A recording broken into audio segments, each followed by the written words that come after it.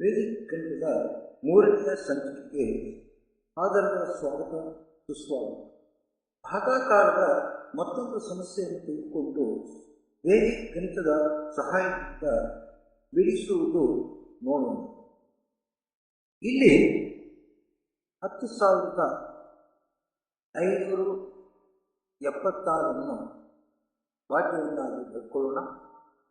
ಇದನ್ನು ವಾಚಕ 83ರಿಂದ ಭಾಗಿಸುವಂಥದ್ದನ್ನು ನೋಡೋಣ. ಮೊದಲಿಗೆ 83 ತೆಗೆದುಕೊಳ್ಳಿ. ಇದನ್ನು ಘಾತಾಂಕ ರೂಪದಲ್ಲಿ ವ್ಯಕ್ತಪಡಿಸಿ. ಮೊದಲನೆಯ ಅಂಕಿ 8 ಆಧಾರ ಸಂಖ್ಯೆ, ಎರಡನೇ ಅಂಕಿ 3 ಘಾತ. ಮುಂದಿನ ಎಲ್ಲ ಅಂಕಗಳದ್ದು ಈ 2 ಅಂಕಿಗಳ ಪಾತ್ರ ಬಹುಮುಖ್ಯ. ಹಂತ 1 ನೋಡೋಣ. ಹಂತ 1ರಲ್ಲಿ ವಾಕ್ಯದ ಮೊದಲನೇ ಅಂಕಿ 1 ತೆಗೆದುಕೊಂಡು 8ರಿಂದ ಭಾಗಿಸಲು ನೋಡೋಣ. ಈ ಭಾಗಾಕಾರ ಅಸಾಧ್ಯ. ಆದ್ದರಿಂದ ವಾಕ್ಯದ 2 ಅಂಕಿಗಳಾದ 10 ತೆಗೆದುಕೊಳ್ಳೋಣ. 10 8ರಿಂದ ಭಾಗಿಸೋಣ. ಇದು ಸಂಪೂರ್ಣವಾಗಿ ಭಾಗವಾಗದೇ ಇದ್ದರೂ 8ರಿಂದ ಗುಣಿಸಿದಾಗ 10ರ ಸಮೀಪದ ಗುಣಲಬ್ಧ 8. 8 ಶೇಷ 2. ಈ ಭಾಗಲಬ್ಧದ 1 10ರ ಕೆಳಗೆ ಬರ್ಕೊಳ್ಳಿ. 2 5ರ ಮುಂಭಾಗ ಬರ್ಕೊಳ್ಳಿ. ಈಗ ದೊರೆತಂಥ ಹೊಸ ಸಂಖ್ಯೆ 25ರಿಂದ ಘಾತ 3 ಮತ್ತು ಭಾಗಲಬ್ಧದ 1 ತೆಗೆದುಕೊಂಡು ಗುಣಿಸಿ.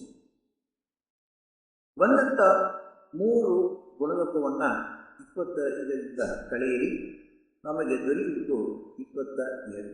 ಹಂತ 2ರಲ್ಲಿ 22 ತೆಗೆದುಕೊಳ್ಳಿ. 8ರಿಂದ ಭಾಗಿಸಿ. 22ಕ್ಕೆ ಸಮೀಪದ ಗುಣಲಬ್ಧ 8ರಿಂದ ಗುಣಿಸಿದಾಗ 16. 8 16 ಹಾಗೂ ಶೇಷ 6.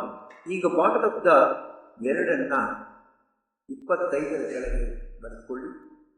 ಹಾಗೂ ದೊರೆತಂಥ ಶೇಷವನ್ನು 7ರ ಮುಂಭಾಗ ಬರೆದುಕೊಳ್ಳಿ.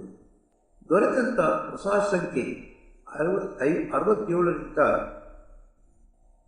ಘಾತ 3 ಮತ್ತು ದೊರೆತಂಥ ಭಾಗಲಬ್ಧ 2ರ ಗುಣಲಬ್ಧವನ್ನು 67ರಿಂದ ಕಳೆಯಿರಿ. ನಮಗೆ ದೊರೆಯುವುದು 61. ಹಂತ 3ರಲ್ಲಿ 61 ತೆಗೆದುಕೊಳ್ಳಿ. 8ರಿಂದ ಭಾಗಿಸಿ. 61ರ ಸಮೀಪದ ಗುಣಲಬ್ಧ 8ರಿಂದ ಗುಣಿಸಿದಾಗ 56. ಅದು ದೊರೆಯುವಂಥದ್ದು 8ನ್ನು 7ರಿಂದ ಗುಣಿಸಿದಾಗ ಶೇಷ 5. ದೊರೆತಂಥ ಭಾಗಲಬ್ಧ 7ನ್ನು 67ರ ಕೆಳಗೆ ಬರೆದುಕೊಳ್ಳಿ. 5ನ್ನು 6ರ ಮುಂಭಾಗ ಬರೆದುಕೊಳ್ಳಿ. ಇಲ್ಲಿ ಗಮನಿಸಬೇಕಾದದ್ದು, ನಾವು 6ರ ಪಕ್ಕ ಒಂದು ಗೆರೆಯನ್ನು ಎಳೆದು ಈ ಭಾಜ್ಯದ ಕೊನೆಯ ಅಂಕಿ 6ನ್ನು ಭಾಜ್ಯದ ಇತರ ಅಂಕಿಗಳಿಂದ ಬೇರ್ಪಡಿಸ್ತೀವಿ. ಹೇಗೆ ಒಂದೇ ಅಂಕಿಯನ್ನು ಬೇರ್ಪಡಿಸ್ತೀವಿ ಎಂದರೆ, ಇದು ಘಾತದ ಮೇಲೆ ಇರುವಂಥ ಅಂಕಿಗಳ ಮೇಲೆ ಅವಲಂಬಿತವಾಗಿರುತ್ತದೆ. ಇಲ್ಲಿ 3 ಎಂಬುದು ಒಂದೇ ಅಂಕಿ ಇರುವುದರಿಂದ 6ರ ಪಕ್ಕದಲ್ಲಿ ಎಡಭಾಗದಲ್ಲಿ ಒಂದು ಗೆರೆಯನ್ನು ಎಳೆದು 6ನ್ನು ಬೇರ್ಪಡಿಸಿ. ಈಗ ದೊರೆತಂಥ ಹೊಸ ಸಂಖ್ಯೆ 56ರಿಂದ ಘಾತ 3 ಮತ್ತು ದೊರೆತಂಥ ಭಾಗಲಬ್ಧ 7ನ್ನು ಗುಣಿಸಿ.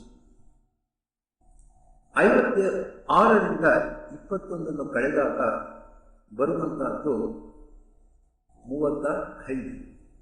ಹಂತ 4ರಲ್ಲಿ 35 ತಗೊಳ್ಳಿ. 8ರಿಂದ ಭಾಗಿಸಿ. 35ಕ್ಕೆ ಸಮೀಪದ ಗುಣಲಬ್ಧ 8 ಗುಣಿಸಿದಾಗ 32. ಇದು ದೊರೆಯುವಂತಹದ್ದು 8ನ್ನು 4ರಿಂದ ಗುಣಿಸಿದಾಗ. ಶೇಷ 3. ಈ ದೊರೆತಂತ ಭಾಗಲಬ್ಧ 4ನ್ನು 56ರ ಕೆಳಗೆ ಬರೆದುಕೊಳ್ಳಿ. ಇಲ್ಲಿ ಗಮನಿಸಬೇಕಾದದ್ದು 127 ತದನಂತರ ಬಿಂದುವನ್ನು ಹಾಕೊಳ್ಳಿ. ಈ ಭಾಗದಲ್ಲಿ ಬರುವಂಥದ್ದು ದಶಮಾಂಶ ಸ್ಥಾನದ ಅಂಕೆಗಳು ಹಾಗೂ 6ರ ಮುಂಭಾಗ ನೀವು ಎಷ್ಟು ಶೂನ್ಯವನ್ನಾದರೂ ಸೇರಿಸಿಕೊಳ್ಳಬಹುದು. ಬಂದಂಥ ಶೇಷ 3ನ್ನು ಈ ಶೂನ್ಯದ ಮುಂಭಾಗ ಬರೆದುಕೊಳ್ಳಿ. 30ರಿಂದ ಘಾತ 3 ಮತ್ತು 4ರ ಗುಣಲಬ್ಧವನ್ನು 30ರಿಂದ ಕಳೆಯಿರಿ. ಇಲ್ಲಿ ದೊರೆಯುವಂತಹದ್ದು 18. ಹಂತ 5ರಲ್ಲಿ 18ನ್ನು ತೆಗೆದುಕೊಳ್ಳಿ. 8ರಿಂದ ಭಾಗಿಸಿ. 18ಕ್ಕೆ ಸಮೀಪದ ಗುಣಲಬ್ಧ 8ರಿಂದ ಗುಣಿಸಿದಾಗ 16. 8ನ್ನು 2ರಿಂದ ಗುಣಿಸಿದಾಗ 16 ಬರುವಂತಹದನ್ನು ಕಾಣ್ತೇವೆ. ಶೇಷ 7. ಬಂದಂಥ ಭಾಗಲಬ್ಧ 2ನ್ನು 30ರ ಕೆಳಗೆ ಬರೆದುಕೊಳ್ಳಿ.